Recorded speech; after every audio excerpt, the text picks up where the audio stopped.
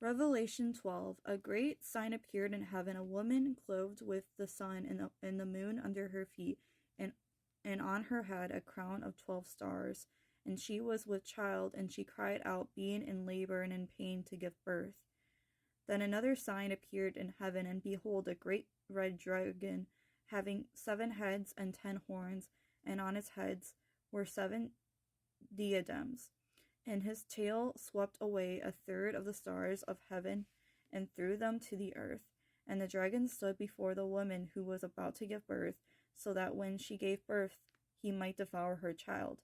And she gave birth to a son, a male child, who is to rule all the nations with a rod of iron, and her child was caught up to God and to his throne. Then the woman fled into the wilderness, where she had a place prepared by God, so that there she would be nourished for 1,260 days. And there was war in heaven, Michael and his angels waging war with the dragon. The dragon and his angels waged war, and they were not strong enough, and there was no longer a place found for them in heaven.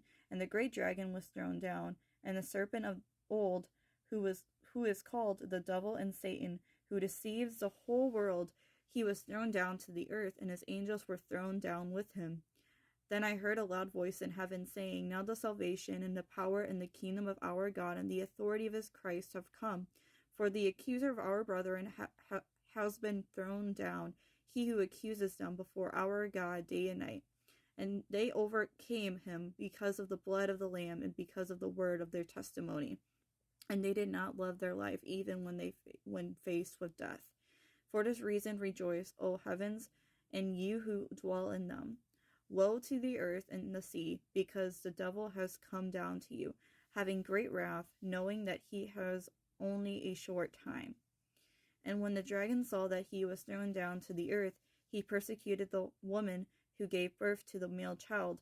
But the 2 wings of the great eagle were given to the woman, so that she could fly into the wilderness to her place, where she was nourished for a time and times and half a time for the presence of the serpent. And the serpent poured water like a river out of his mouth under the woman, after the woman, so that he might cause her to be swept away with the flood.